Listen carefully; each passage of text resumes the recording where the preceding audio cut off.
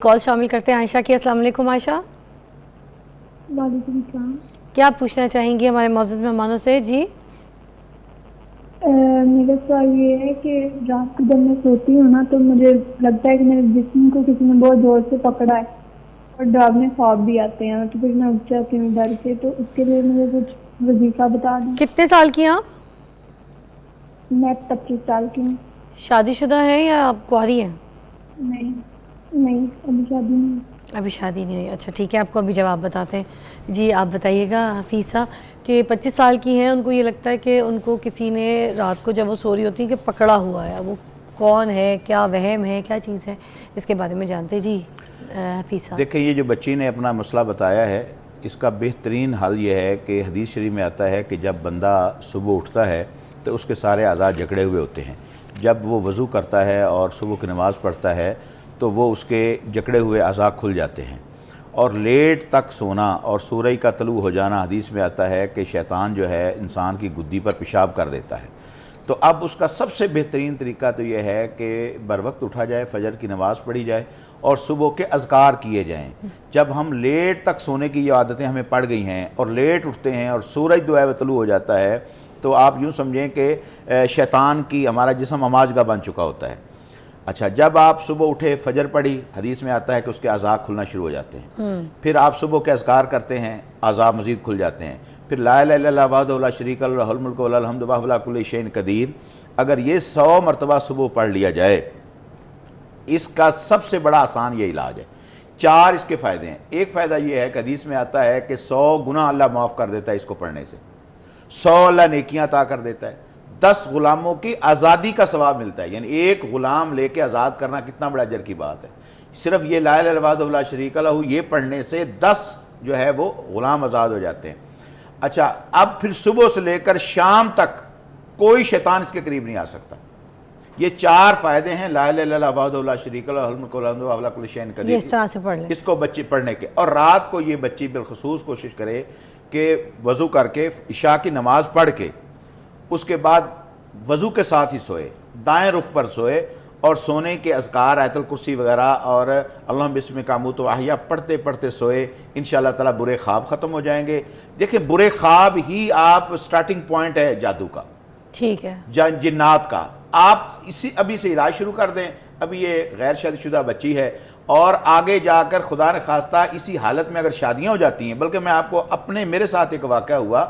मेरे साथ पास एक मरीज़ आता रहा, बड़ा अरसा मैं उसका इलाज करता रहा, दम करता रहा, समझ कुछ नहीं आती थी। एक दिन अल्लाह से दुआ की कि या अल्लाह ये बच्ची है, 2-3 बच्चे थे उसके, तो ये बेचारी बड़ी परेशान है। उसका शौहर भी साथ आता था, दूर देहातों से आते थे वो।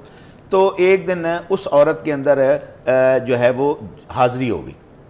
जब हाज़री हुई तो पूछा गया उससे, तो उसने कहा कि आप क्यों मुझे हर रोज़ तंग करते हैं, क्यों आप दम करते हैं, आप इसकी जान छोड़ो, बच्चों वाली औरत है। उसने कहा कि मेरी तो इसके साथ शादी हुई है। अच्छा, और तब से है जब ये गैर शादीशुदा थी। और ये मुमकिन है कि इस वक्त वो मेरी बहन सुन भी रही हो, वो अब भी मेरे पास कभी कभार इलाज के लिए आती है, मगर माशाल्लाह वैसे वो ठीक हो गई। अच्छा, तो उसने कहा कि मेरी तो इनके साथ शादी हुई है। अच्छा भाई, आपकी कैसे शादी हो गई? जब उसके साथ बाकी चीज़ें मुकालमा ज़रा हुआ तो अब मुश्किल ये आ रही थी कि इसके शौहर को कैसे बताएं, क्योंकि बाज़ लोग इन चीज़ों को बड़ा फील करते हैं, समझ नहीं रखते। तो खैर तरीके से मैंने उसके शौहर को भी बताया और फिर खुद उन्होंने अब इलाज उसकी शौहर से भी शादी हो गई थी और उसकी मतलब उसके शौहर को तो इस बात का इल्म नहीं था।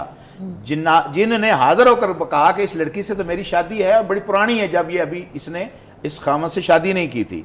फिर उसने खुद उसका इलाज क्या बताया। उसने कहा कि जब मेरा इसके ऊपर असर ज़्यादा होता है तो उस वक़्त ये अपने घर में अजानें दें। जब अजानें उसके घर में दी गई तो वो अल्हम्दुलिल्लाह उसकी जान छूट गई। तो ये शरारतें, इस तरह के असरात, ये सारी चीज़ें यहाँ से स्टार्टिंग पॉइंट ख्वाबों से शुरू होता है। नहीं, मगर मैं आपको भी चाहूँगी इसमें आप एलैबोरेट करें कि क्या जिन्नात शादी कर सकते हैं, उनकी शादी जायज़ है? अगर वो इंसानों में से किसी लड़की से शादी कर लें तो क्या इज़ दैट जायज़? ये दीन क्या कहता है हमारा? सूरत रहमान में ये आयत है, लम यतमिसहुन्ना इंसुन क़ब्लहुम वला जान, कि ये हूरों के मतलब कि ऐसे हैं कि जिनको इंसानों ने भी नहीं छुआ और जिन्नात ने भी नहीं छुआ। इंसानों और जिन्नों ने छुआ, लम यतमिसहुन्ना इंसुन क़ब्लहुम वला जान, اس سے پتہ چلتا ہے کہ یہ باقاعدہ یہ شرارت کرتے ہیں، یعنی کردار کے مسائل میں شادیوں، جب ان کی بھی نسل ہے تو وہ یہ آپس میں شادیاں کرتے ہیں، آپس تو یہ میں انسان کے ساتھ بھی کر سکتے ہیں آپس اور یہ میں جائز شادی ہے؟ دیکھیں آپس کی شادی تو جائز ہے، اور جو انسانوں کے ساتھ ہے وہ کوئی شادی کا اس طرح جواز نہیں ہے، کیونکہ وہ الگ مخلوق ہے، ہم ایک الگ مخلوق ہیں۔ ٹھیک ہے۔ ہاں، اس کی وجہ یہ ہے کہ جو شادی کا پروسیجر ہے اس میں تو باقاعدہ حق مہر ہے، گواہ ہیں، اس کا پورا پروسیجر ہے، انسان اور جنات میں کوئی شادی کا کوئی تعلق اور کون کوئی اس کا جائز گواہ ہے، ان کا گواہ کون ہے؟ میرے خیال میں ان کو گواہوں کی وہاں ضرورت نہیں، وہ شرارت ہی کر رہے ہیں، البتہ بچے نہیں ہو سکتے۔ اچھا، ایک بریک کے بعد آتے ہیں، اسی کو ہم یہیں پہ بریک لیتے ہیں، ڈسکس کریں گے واپس آ کے کہ کیا جنات میں سے جنات انسان کی کسی لڑکی سے، خاتون سے شادی کر سکتے ہیں؟ کیا وہ جائز ہے؟ دوبارہ اس پہ الیبریٹ کرتے ہیں۔ ہمیں حفیظ صاحب نے ایک واقعہ سنایا کہ ایک جنات جو تھا اس نے کہا کہ اس خاتون کی جو شادی ہو گئی ہے اس سے تو بہت پہلے جب یہ کنواری تھی تو اس سے میری شادی ہو گئی ہے، تو we just want to know about it, کیونکہ اب بہت سے سوال جب ہم بات کرتے ہیں تو بات میں سے سوال نکلتے ہیں، تو ہمارا کلیئر ہونا ضروری ہے۔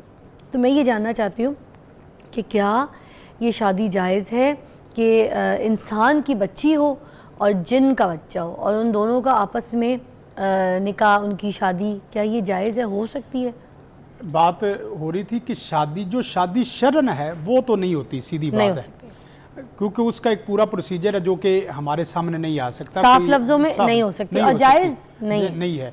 رہا مسئلہ یہ کہ شادی جیسا یہ جنات عمل کر سکتے ہیں یا نہیں کر سکتے، وہ کرتے رہتے ہیں، جیسا کہ انہوں نے بھی بتایا، اور ہمارے سامنے بھی اس طرح کے 20 کیسز ایسے آتے ہیں۔ میں واضح کہنا چاہتا ہوں، جن بچیوں کو جو مرگی کے دورے کے نام پہ، اگر مرگی کے دورے کی میڈیکلی کوئی ریزن نہیں ہے، میڈیکلی کوئی وجہ نہیں ہے اور جناتی ہے، تو اس میں اکثر طور پہ یہی ہوتا ہے کہ وہ شادی جیسا ہی عمل کر رہے ہوتے ہیں بچیوں کے ساتھ۔ اچھا، یہ معاملات، اور بعض دفعہ تو ایسا بھی ہوتا ہے کہ یہ تو ہم اپنے سامعین ناظرین کو سیدھی بات ہے کہ ہماری مائیں بہنیں بیٹیاں ہیں، ہم ان کو مسئلے کی وضاحت کے لیے کچھ بتا رہے ہیں کہ اس میں حیا یا استحیا والی بات نہیں۔ بعض دفعہ ایسا بھی ہوتا ہے کہ جیسے میاں بیوی آپس میں ملتے ہیں اور میاں بیوی ملنے کے بعد ان کا آپس میں صبح غسل کی حالت ہوتی ہے، ایسے بھی حالت ہو جاتی ہے۔ مجھے کئی ایک خواتین کا اس طرح کا میسیج بھی اور اس طرح بات بھی ہوتی کہ حفصہ بھی اس کا اب کیا کیا جائے۔ وہ جو کہتے ہیں جن عاشق ہو گیا تھا، ہاں، یہ جن سب عاشق کچھ ہونا، جن کا عاشق ہونا یا جن کا مسلط ہونا یا جن کا مسلط کر دینا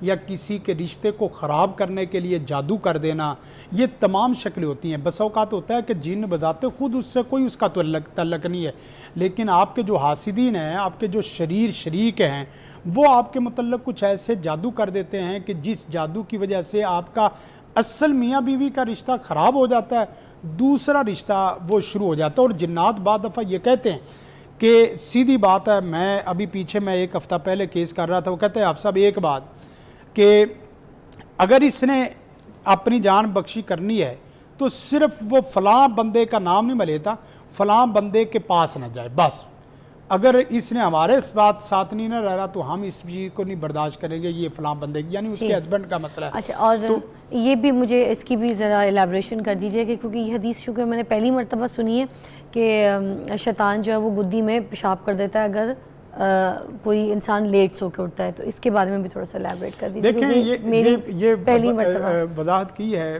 پروفیسر صاحب نے، تو یہ حدیث ہے، اس طرح ہے کہ جیسے نا یہ ناک کا بانسہ ہے، اس طرح ناک کے بانسے کا بھی حدیث میں آتا ہے کہ وہاں وضو وہ کرتا ہے جس وقت آدمی وضو کرتا ہے اور ناک کو تھوڑا سا اچھے طریقے سے جھاڑتا ہے تو وہاں سے شیطان نکل جاتا ہے۔ اچھا، اسی طرح جو نا وہ اس کے گردن پہ، اس کے کانوں پہ پیشاب کرنا، یہ تو عام حدیث ہے، لیکن یہ اس وقت ہے جس وقت اس کی فرض نماز کا وقت ادا کا نکل کے قضا میں داخل ہو جائے، جیسے کوئی سورج ہے، لیکن اس سے پہلے وہ اس کے اوپر یہ اس طرح عمل نہیں کر پاتا، وہ سستی اور غفلت ہے۔ اچھا، جیسے کہ ہوتا ہے کہ اگر وہ ٹائم پہ اٹھ کے پڑھنے ادا کر دیں تو اس کا تو مسئلہ ہی نہیں ہے نا۔ پھر تو جیسا کہ پروفیسر صاحب نے فرمایا کہ اس کی گرے کھلتی رہتی، جوڑ کھلتے رہتے، حتیٰ کہ گرے جوڑ کھلتے کھلتے ایک اور عمل حدیث میں آتا ہے، فرمایا رسول کائنات صلی اللہ علیہ وسلم نے، جو آدمی فجر کی نماز بعد جماعت ادا کرتا ہے، پھر نماز جماعت ادا کرنے کے ساتھ ذکر اذکار میں مشغول ہو جاتا ہے، تقریباً 1 گھنٹے کے بعد، آج کل تقریباً 5:34 پہ آج کی جو اشراق کی نماز ہے، وہ اشراق کی اگر نماز پڑھتا ہے تو انسان کے جو 360 جوڑ ہیں उन 360 जोड़ का अल्लाह की तरफ से उसका वो सदका अदा हो जाता माशाल्लाह, है। माशाल्लाह। जो आदमी चाहता है उसके सारे जिस्म के जोड़ खुले रहें। यकीन करें, क्या हम बात ना रात में 2 बजे तक हम लगे रहे, कुछ प्रोग्राम थे, सुबह फिर फजर के बाद, तो कभी किसी जोड़ में कभी कोई मसला नहीं होता। इसलिए मैंने अपने वालिद ग्रामी को देखा, आखिरी बात इसी के मतलब का, कि बेटा मैंने ज़िंदगी में कभी इशराक नहीं छोड़ी। यही वजह थी कि हमने उनको आखिर उम्र तक कभी किसी डॉक्टर के पास, कभी क्लिनिक में, कभी किसी जगह दवाई लेते हुए नहीं देखा।